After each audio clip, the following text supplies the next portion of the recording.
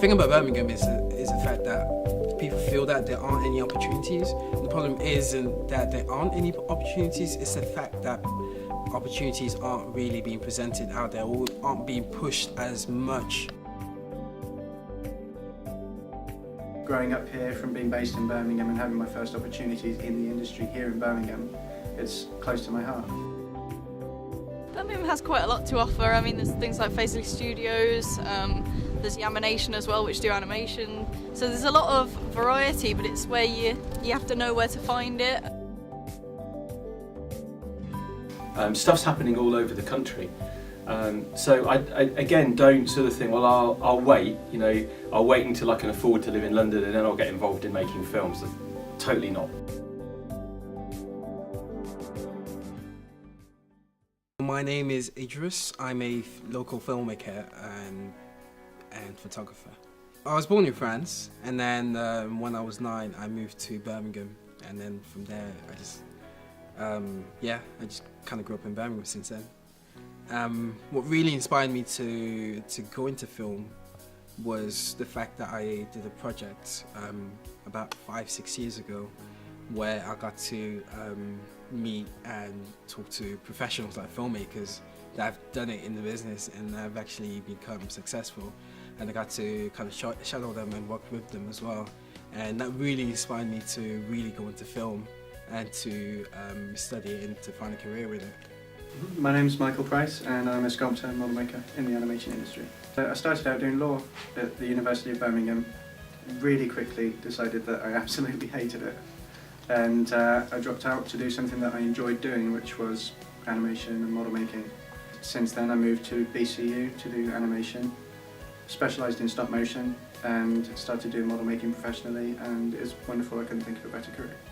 So I started, I guess in year 9, it was just before GCSEs, and I thought I'm quite interested in photography and things like that, and I was about to pick my GCSEs, and when I decided that I wanted to do photography, the course was already full, so I went sort of after school all the time, and I taught myself how to use a camera, and then the photography teacher a couple of times stayed back after school to teach me things like Photoshop and Premiere Pro and stuff like that, and then I decided that I wanted to go to Birmingham Ulmerston Academy after that, so went there and studied broadcasting media, and then about 3 months after I left there I broke my back in a skiing accident, so I spent about a year out recovering from the break obviously, and then I decided that instead of going to uni, because obviously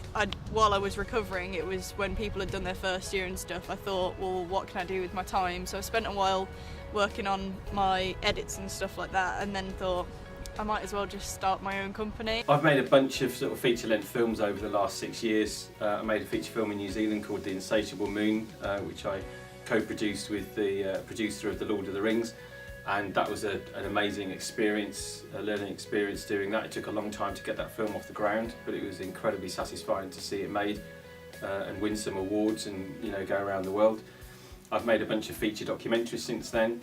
This is all under the company Blue Hippo Media. But alongside that, I've also kept the charity going and working with young people, and I've also been involved in an organisation called the Producers Forum, which is an organisation that tries to network and enable filmmakers here in Birmingham and the region to be able to, you know, meet one another, to make films together, to get advice and training on developing their careers. I moved to Birmingham for 12 months about 30 years ago, and I came here because there was a really good company, creative company here, and I managed to get a 12-month job. And I thought, yeah, I'll do that, and maybe I might go to Manchester actually, maybe I might go to London.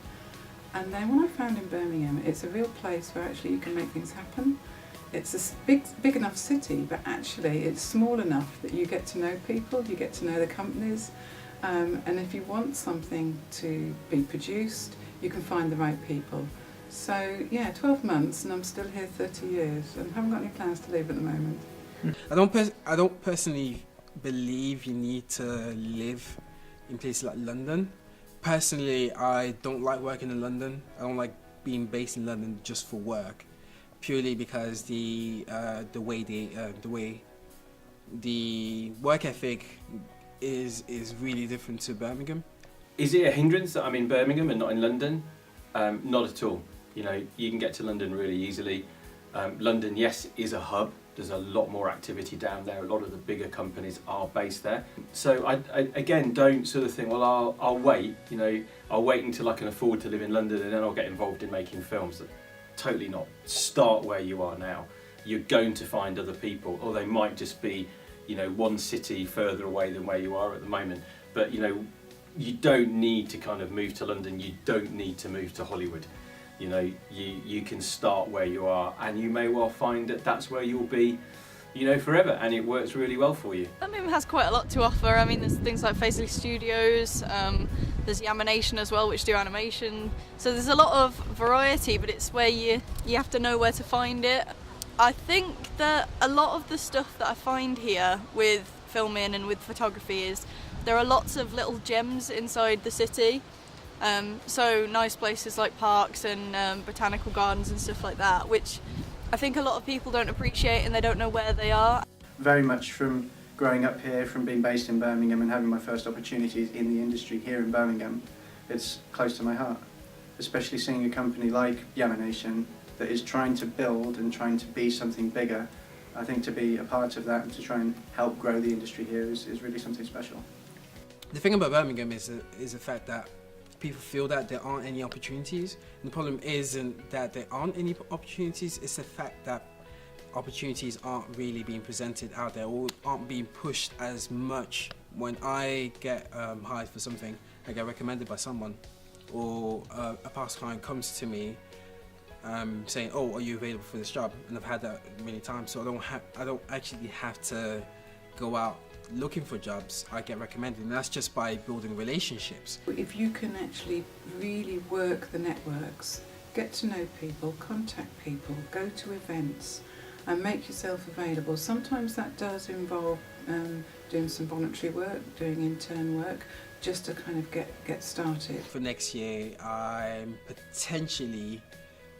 potentially be in Africa, shooting a documentary with with another filmmaker, well, another two filmmakers that I know personally, and I'm just planning to shoot as many shorts as I can. In terms of projects that I'm working on at the moment, I've got quite a lot going on because I'm starting up my business, so I'm working on partnerships with companies, and then I've obviously got little projects going on with myself and clients, things like today with pet photo shoots. So my advice to people staying in Birmingham and trying to gain a career in filming in Birmingham, I would say to them, for one, again, keep shooting, like never stop shooting. Two, build your relationships with people, with as many people. Like one thing I do, one advice I do say to people is networking is a powerful tool. Like it's the best thing you can ever do. If you network with people, it will guarantee you partnerships, and that can lead to some amazing things, or maybe not amazing things. And thirdly, collaborations. So 3 tips that I'd give to people just starting out or trying to work their way into the media industry is stick at it, because a lot of people will tell you that it'll take forever, and it will. Number 2, don't let somebody tell you that you can't do something. If you're determined enough, you'll be able to do it eventually. And number 3 is have fun. If you don't enjoy it, then it's probably not what you want to be doing in life.